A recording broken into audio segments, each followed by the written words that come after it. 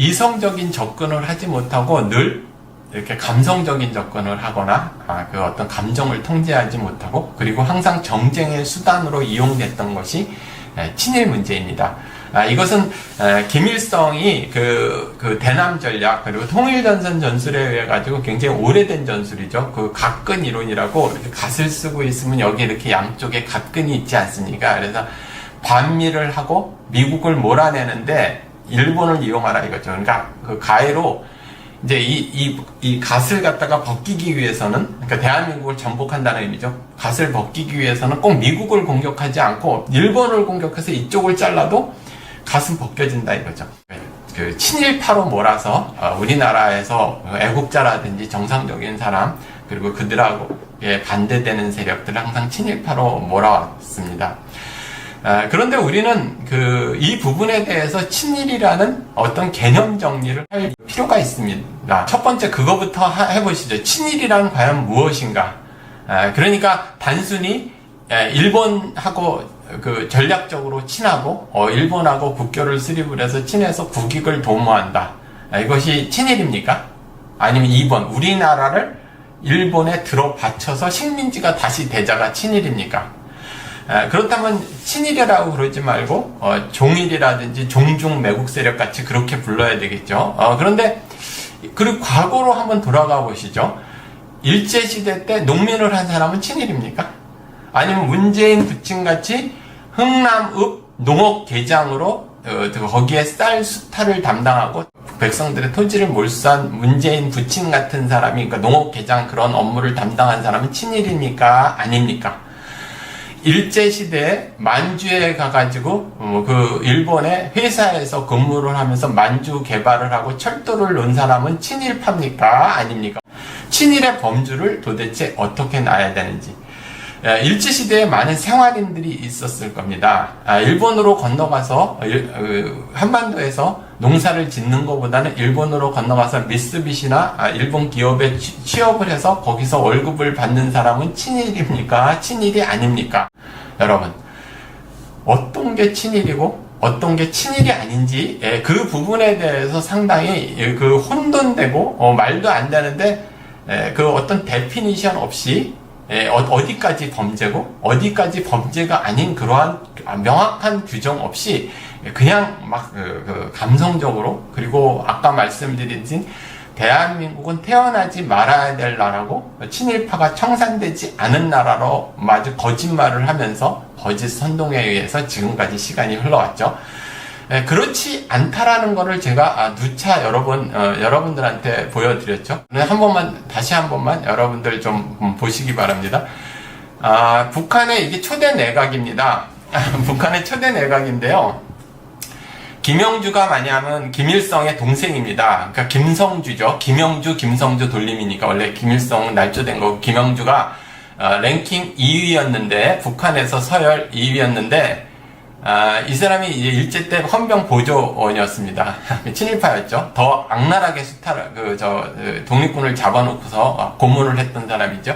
정원근, 이 사람은 일제 중추원 참이었습니다. 그 당시 북한 내각에서 10위였죠. 강양호, 서열 11위였는데 일제 때 도의원이었죠. 그리고 이승엽, 남노당 랭킹 서열 2위였는데 이승엽이 일제 때 식량 수탈 기간에 식량영단 이사였습니다. 초대 내각이 전부 친일파입니다. 거의 80~90%가 친일파였습니다.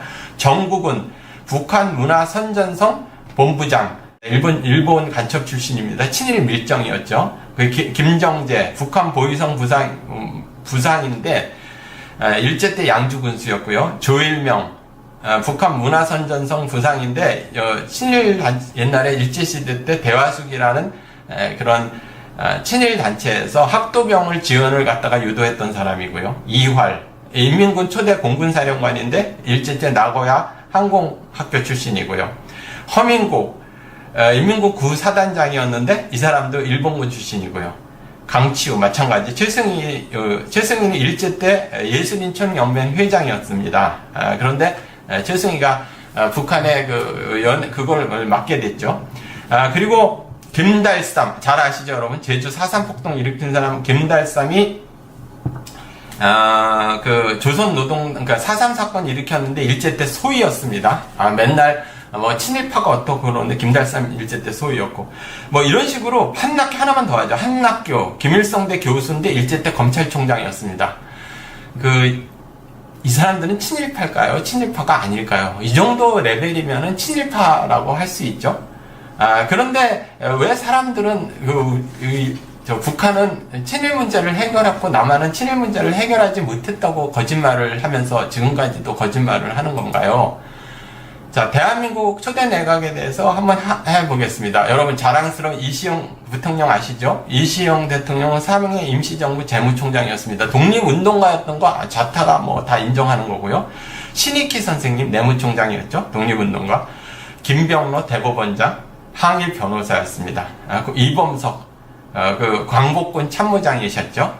그리고 장택상 외무부 장관, 초대 외무부 장관, 청구구락부 사건으로 투옥하셨죠. 대부분의 투옥됐고 항일투쟁 하시던 분이고, 그리고 이승만 정부의 초대 대한민국 내각은 대부분 일제 때 투옥되고 독립운동하고 좌우 연립 내각이었습니다. 북한은 완전 친일파 내각이고 우파는 전혀 들어가지 않죠. 그러니까 과거에 친일파였다가 전부 공산당으로 전향했던 것이 북한 김일성 내각이었다면 이렇게 합니다. 이걸 다 일일이 제가 읽어드리진 않겠습니다. 한번 한 적이 있으니까 여러분들이 시간 나실 때 이렇게 보십시오. 제가 이 말씀을 왜 드리느냐 하면요. 대한민국의 초대 내각은 독립운동 내각이고 북한은 친일파 내각이었습니다.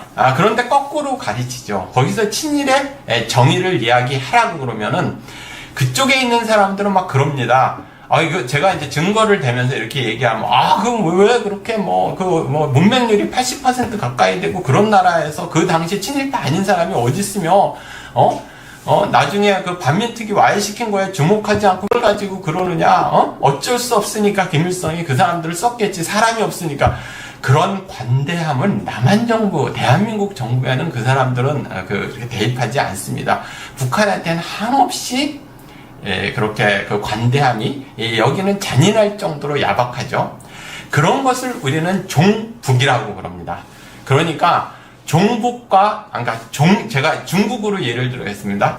국익을 바탕으로 우리나라의 설린 외교라든지 아니면 우리나라의 경제적 이익을 위해서 국제관계를 잘 유지하면서 관리하면서 우리의 이익을 보호하고 우리의 주권을 빼앗기지 않는 범위 내에서 우리가 주인이 돼서 잘 활용하는 것은 친중이라고 이야기를 할 수 있지만 종중은 뭐냐 하면 대한민국의 이권을 중국에 들어 바치려고 하는 거죠. 그런 것을 우리는 뭐냐 하면 종중이라고 그러죠. 그런데 현재에 있어서 벌어지고 있는 이러한 일들이 과연 일본이 제국주의 시대도 아니고요. 일본하고 우리나라하고 지금 군사 협력이라든지 아니면 경제 협력이 이것이 대한민국의 주권을 침탈하고 우리나라를 일본에 들어바치는 것은 전혀 관계없는 일이죠. 그러니까 사람들이 의도가 있는 겁니다. 그래서 이 친일이라는 데피니션을 잘해야 된다는 거죠. 그리고 거기에 넘어가지 말아야 되고 거기에 움찔하지 말아야 됩니다. 그리고 이제 두 번째 문제에 있어서는요. 국산품을 애용하자 이렇게 말씀을 하시는 분이 굉장히 많은데 물론 굉장히 좋습니다. 근데 이 국산품이라는 것이 굉장히 의미가 없는 게 뭐냐면 자동차를 한 대 사면은요.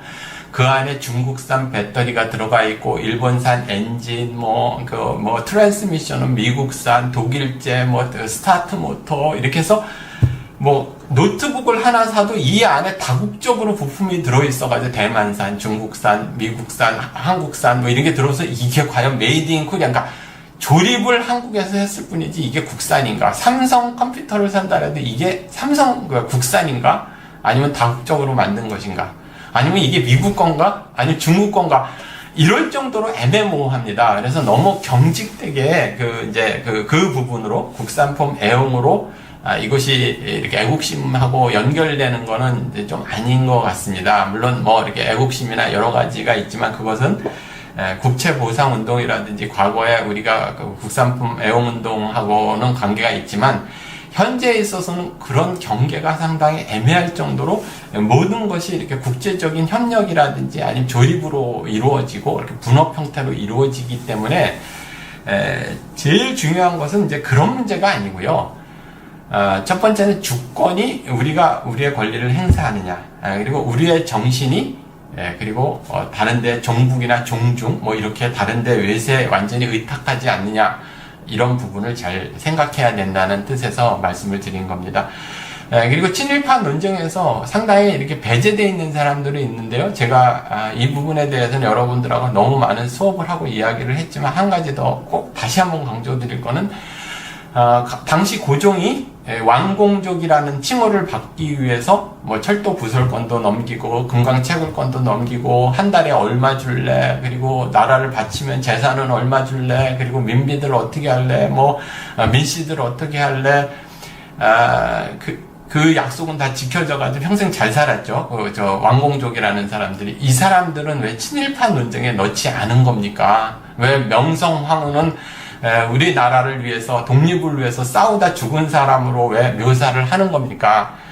물론 일본 낭인에, 그러니까 일본 사람들에 의해 가지고 민비가, 명성황후가 죽은 건 사실이지만 그 왕공족이라는 사람들, 민씨라는 사람들, 그리고 고종이라는 사람들은 정말 친일파입니까? 아닙니까?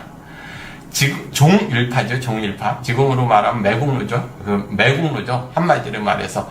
그런 것이 정당한 역사적인 평가고, 그러한 부분에서 학생들한테 제대로 공부를 시켜야 되는 것이 아닌가요?